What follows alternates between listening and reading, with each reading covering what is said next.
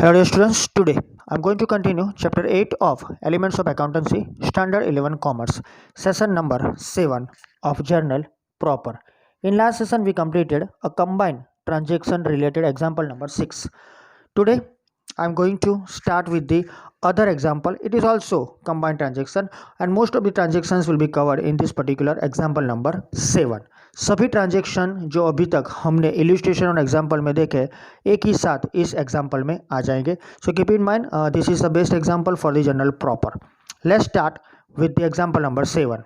Here it is, example 7. I already draw the particular format. Journal of Sri Ekta, date particular LF debit credit. Year भी दिया हुआ है हमें 2014 March 1. Let's start with the last month of 2014 for Shri Ekta. Transactions. Before starting, record the following transactions in the journal proper of Sri Ekta 2014 March 1. Brought furniture of rupees 7,000, goods of rupees 15,000 and machinery of rupees 20,000 to start the business. So here we started the business in March 2014. So first entry, that is the opening entry. Furniture है, goods है और machinery है. Cash की कोई information नहीं है, होती तो हम डायरेक्ट उसको कैश में लिखते. Let's give the entry. First of all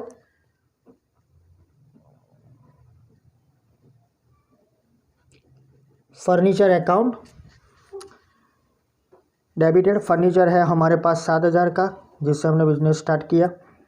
उसके बाद है गुड्स, स्टॉक ऑफ गुड्स है यहाँ पर. तो गुड्स अकाउंट या स्टॉक ऑफ गुड्स अकाउंट पे लिख सकते हो आप. तो स्टॉक ऑफ गुड्स अकाउंट मैंने लिखा है, that is the amount of 15,000 rupees. और लास्टली 20,000 की मशीनरी हमने ली. तो machinery account debited of rupees 20,000. Basically सब पहली बार है तो कैपिटल से ही पैसा आएगा to capital account. The amount of the total 35 plus 7 42. Here it is. That's the first entry. So we can write down being started a business with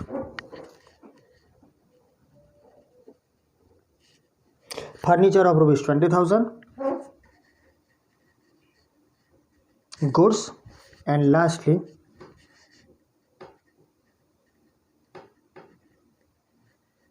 machinery. So that is the first entry. You can write down कि furniture of rupees so and so, machinery of rupees so and so, and we started the business. ऐसा भी आप लिख सकते हो. दूसरी entry आती है 2 मार्च को. Let's start with that one.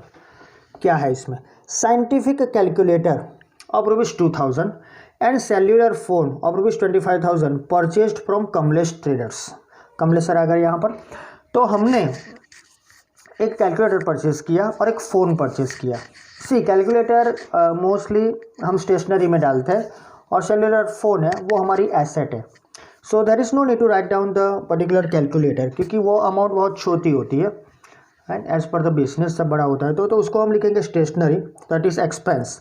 And cellular phone that is asset, उसकी प्राइस है 25,000 तो उसका नाम लिखेंगे सेल्यूलर फोन अकाउंट. लेकिन we purchase from the Kamlesh traders, that's what the entry is there. It is credit transaction. Kamlesh traders are the givers here. First of all scientific calculator. See कई बार कई बिजनेस में कैलकुलेटर को भी asset count करते हैं लेकिन वो छोटी अमाउंट होती है इसलिए हम उसको स्टेशनरी बोलेंगे. तो स्टेशनरी एक्सपेंस अकाउंट डेबिटेड क्योंकि वैसे भी वो तो लंबे समय तक चलेगा ना, दैट्स वाई. तो इसलिए एसेट बोल सकते हैं. तो stationery expense account debited, right. Amount है 2,000 रुपीज़. और जो हमने सेल्यूलर फ़ोन लिया तो उसका नाम लिखते हैं सेल्यूलर. मोबाइल भी लिख सकता हूँ, पहले सेल्यूलर चलता था इसलिए सेल्यूलर दिया है. cellular phone account debited 25,000. See, it is credit transaction, that's why it is in general proper. So we purchase from the Kamlesh traders are the creditors. So to Kamlesh traders account. So total amount that is 25 plus 2, 27. It's very easy.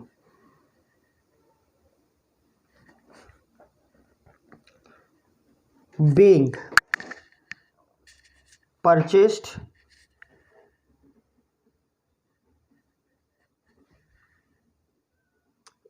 calculator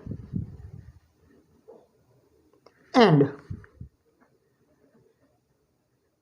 cellular phone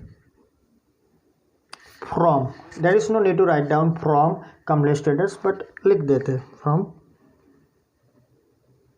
Kamlesh traders, क्योंकि credit transaction है इसीलिए तो हमने यहाँ पर लिखा है. Okay, इसलिए लिखोगे नहीं तो भी चलेगा किससे परचेस किया है. Next one, third one sequence में ही है. चलो दैट्स गुड. 3 मार्च को क्या होता है? Fan of rupees 2500 purchase for house hold use by giving goods of rupees 3000. तो यहाँ हमने एक फ़ैन परचेज किया है, पंखा, राइट, घर के लिए. यानी ये तो साबित हो गया कि ड्राइंग आगे आएगा, लेकिन सामने हमने गुड्स दिए, राइट. तो you can write down the particular purchase. हाँ, यहाँ एक और बात मैं क्लियर करना चाहूँगा कि लास्ट में भी एक ट्रांजेक्शन आया था that particular goods of rupees 7000, sorry, purchase furniture of rupees 3000 by giving goods of rupees 2800. तो हमने उस टाइप पर एंट्री दी थी 2800 की. यहाँ भी हम एंट्री देंगे, राइट, 3000 के गुड्स की. तो आपके मन में क्वेश्चन होगा कि एग्जाम्पल में ये है तो इल्यूस्ट्रेशन में हमने वो कॉस्टिंग में सेल क्यों लिखा था? तो you can write down sale also, लेकिन वहाँ हमें मेंशन किया गया था उस टाइम पे, राइट, जो हमारे इल्यूस्ट्रेशन में था कि purchase the furniture of rupees 8000 against the good costing 7000. यानी उसका जो कॉस्ट प्राइस है वो 7000 का था, इसीलिए हमने वो फर्नीचर का प्राइस 8 लिखा था. बाकी जब मार्केट में वो गुड्स सेल करोगे तो उसका भाव शायद 9-10 भी हो सकता है, इसीलिए हमने वहाँ 8000 लिए थे, 8000 लिए थे. और यहाँ पर हमने जो प्राइस ली है मोस्टली कौन सी है? आपने देखा अगले ट्रांजेक्शन में जो था उसमें हमने लिए थे 28, और इसमें हम लेंगे पर्टिकुलरली 3000 रुपये. हाँ, तो कीप इन माइंड हमारे गुड्स जो जाते हैं ना वही एंट्री हमें लिखनी है. हाँ, मशीन उस टाइम हमने इसलिए ज़्यादा लिखा था कि उस पर कॉस्टिंग प्राइस थी, इसलिए तो कन्फ्यूजन मत रखना. तो यहाँ पर लिखेंगे फैन यानी पर्टिकुलर एसेट है, लेकिन बिजनेस के लिए नहीं है, तो विल राइट डाउन ड्राइंग. घर के लिए लिया है ना, सो that is drawing account. Okay, और फिर भी अगर आपका कॉन्सेप्ट अभी भी क्लियर नहीं है तो समझ लेना, राइट, फिर से मैं आपको समझा दूंगा. तो हमने गुड्स दी है 3000 के, फैन लिखेंगे 3000 का, दैट इज ड्राइंग. 2 गुड्स दिए हैं, यानी सेलिंग नहीं किया है, वहाँ पर कॉस्टिंग के हिसाब से था इसलिए हमने सेल्स लिखा था. लिख सकते हो आप, कोई प्रॉब्लम नहीं है, लेकिन फिर आपका परचेज कम नहीं होगा. सो 3000 के गुड्स लिख देते हैं.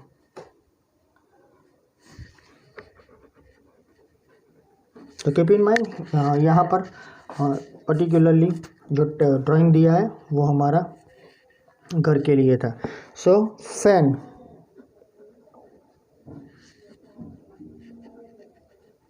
परचेस्ड, फॉर लिखना मत भूलना, फॉर हाउस, राइट, और for personal use, for house hold by giving goods. तो गुड्स देके हमने पंखा लिया और वो भी घर के लिए. That's good. चलो ये भी खत्म. Next one, 4th one, draw a bill of rupees 8000 on Namrata which is accepted and return. तो ये हमने नम्रता को बिल दिया, ड्रॉ अ बिल, यानी हमने लिखा है 8000 का नम्रता के ऊपर. सी एक्सेप्टेड, विच ही एक्सेप्टेड, नहीं she accepted, which he accepted and return. तो उसने पर्टिकुलरली लेके हमें रिटर्न किया, यानी सी इज़ आवर ट्रेडर, यानी she is our debtor. Okay, trader तो सब होते हैं. सो सिंपल, उसने हमें वापस दिया है, तो she is the giver. Bills receivables account. Detail आपको मालूम है बिल्स रिसीवेबल्स से क्यों बोलते हैं, because we sold goods to her. हाँ, गुड्स थे हमारे 8,000 के। To the giver is Namrata, so to Namrata's account या नम्रता, दैट इज 8,000। बीइंग लिखेंगे Namrata accepted the bill and return.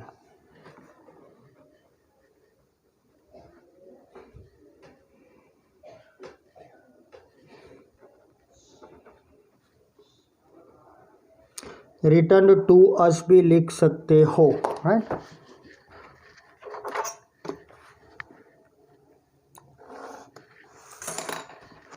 Next one, fifth one sequence में मैंने बोला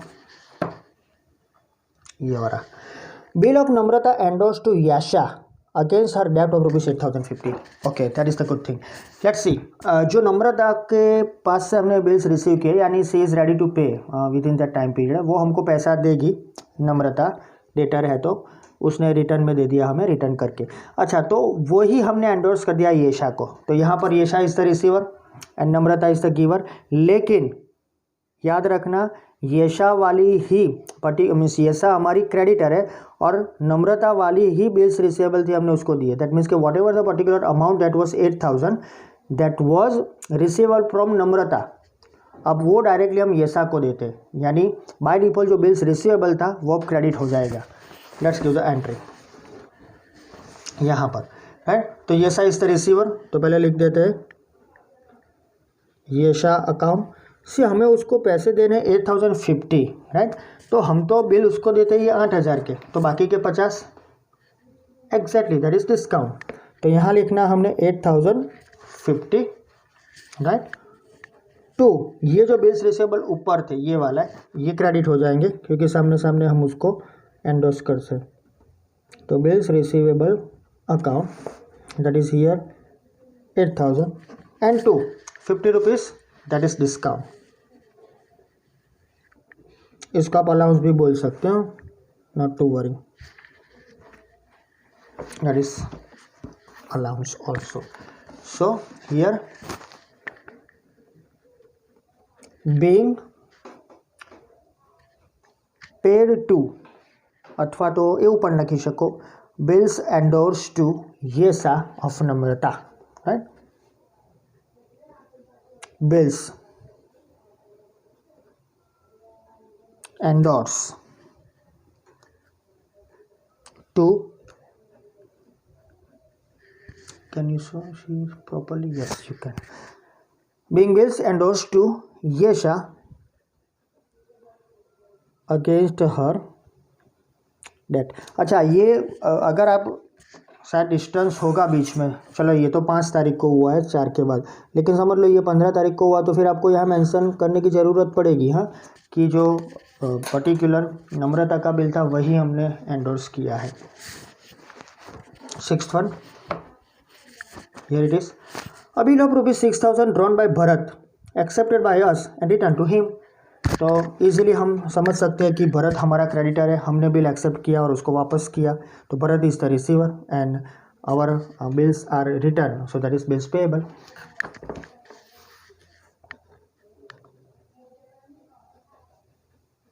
तो here Bharat account debited, amount है भरत का 6,000 का, तो 6,000, सॉरी दिखा नहीं शायद आपको, ये रहा। टू बिल्स पेएबल,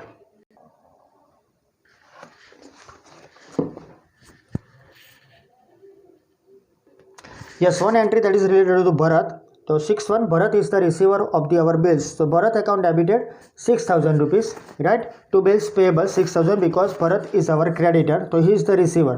तो हमने bills accept करके उसको वापस दे दिए, तो he is the receiver and for us that are the bills payable. So being bills accepted and returned to Bharat, right? That is the thing. So इसका total करना पड़ेगा क्योंकि पेज खत्म हो रहा है, तो let's make it total of this one. So ये मैंने टोटल कर दिया 94,050, राइट। 42 स्टार्टिंग से देख लो 42 + 27 + 30 right, so that is 72 right, plus 8 80, 80 + 8 88 + 6 94 and this 50, so that is 94,050 rupees. Let's carry forward this one.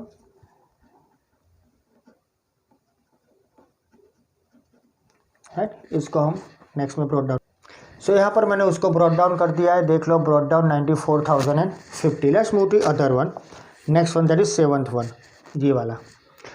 Goods of rupees 8,000 were stolen away from the godown, चोरी हो गए goods, for which the insurance company accepted a claim of rupees 75% of the amount.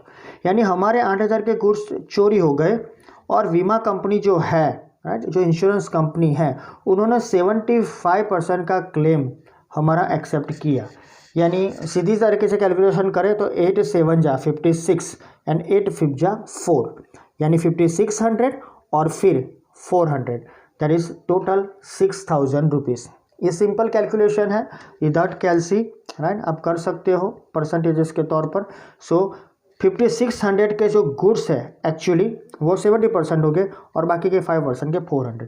सो यानी हमारे total goods होंगे 6,000 के, जो हमें बीमा कंपनी पैसे क्लेम के वापस देगी. बाकी जो हुआ है लॉस है, that is loss by theft right, और जो भी गुड्स गया वो उसको हम परचेज से कम करेंगे. So goods that is deducted from purchase. Now let's give the entry particular 7 number ना, I think yes it's 7.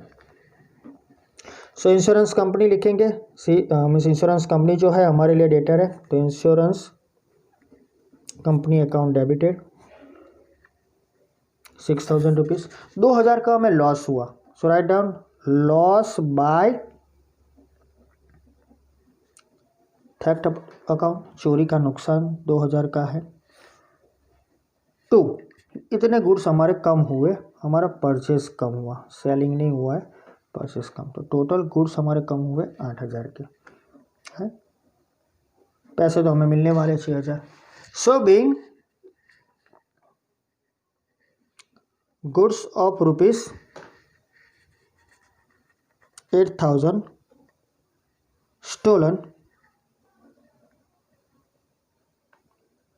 Insurance company accepted claim of rupees 6,000. सो आप लिख सकते हो दैट इज 75%. ये आपकी जान के लिए है, यानी कि आप समझ सको इसलिए, बाकी नेसेसरी नहीं है. हाँ बीइंग नेसेसरी है. So that is the end of 7th one. 8th one,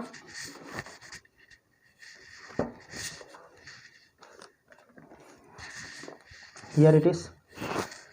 An amount of rupees 8,000 is receivable from Nirav and rupees 8,200 is payable to Nalin.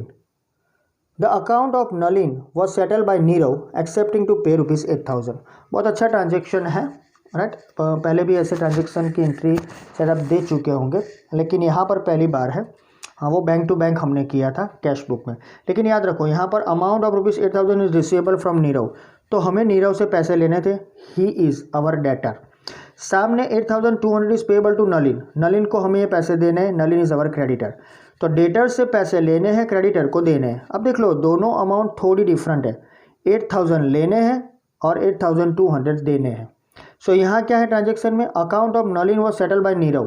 तो ये जो नलिन को हमको पैसे देने थे ना, वो पर्टिकुलर नीरव ने हमारे डेटर ने दे दिए.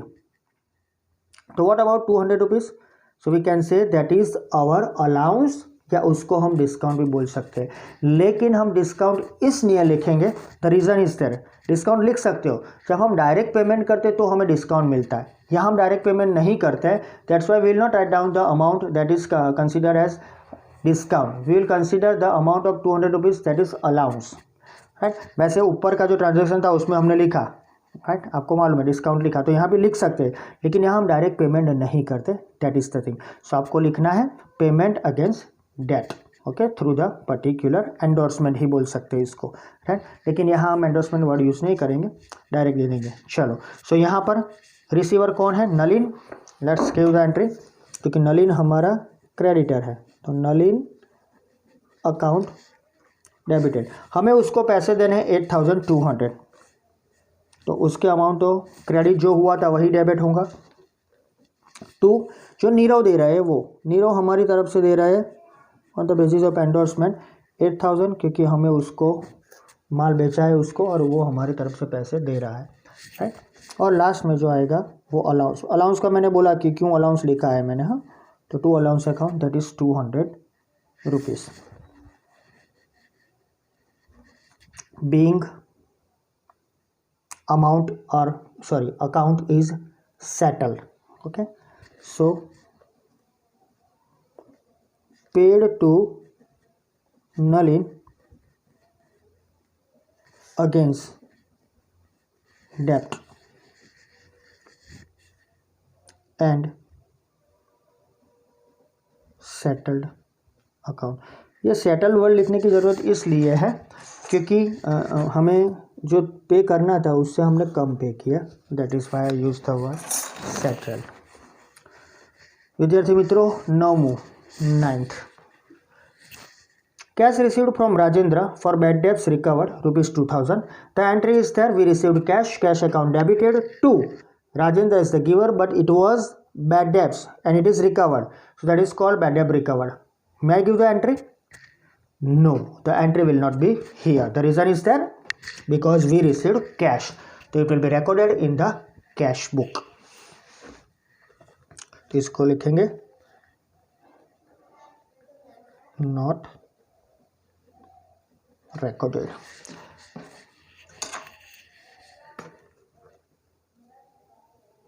अगर लिखना हो तो आप लिख सकते हो it is recorded in the cash book, लेकिन आपको मालूम पड़ गया होगा कि वो कैश ट्रांजेक्शन। चलो 10th one, ₹300 is payable to Manoj for interest. Manoj को हमको पैसे देने हैं, see it is not paid, हमने अमाउंट पे नहीं किया, अगर पे किया होता तो आ जाता इंटरेस्ट टू कैश, लेकिन पेएबल है, यानी ये जो अमाउंट है वो एडजस्टमेंट एंट्री के तौर पर है, जो हमने आगे ही देखा था लास्ट वाला, शायद आपको मालूम होगा, सैलरी टू अनपेड सैलरी। तो यहाँ हम अनपेड इंटरेस्ट लिख सकते हैं, वो भी सही रहेगा क्योंकि हमने अभी पे नहीं किया, लेकिन यार नाम दिया हुआ है, तो we will write down the name of that person, that is Manoj. तो let's give the entry number 10 and last one, interest that is our expense, तो interest account debited, amount is 300 to Manoj account. आपको लगेगा मनोज से पैसे, मनोज का नाम क्यों लिखा है, तो इसलिए लिखा है कि हमें नाम दिया हुआ है पहला तो, और दूसरी बात कि ये अनपेड है, अभी हमने पे नहीं की है, और अगर नाम नहीं दिया होता तो हम लिख देते अनपेड इंटरेस्ट के तौर पर, नाम दिया है तो फिर हम उसका नाम लिखते हैं, वैसे भी ये क्रेडिट ट्रांजेक्शन है। So here the last entry of that interest that is payable, still it is not paid, it is payable, so being interest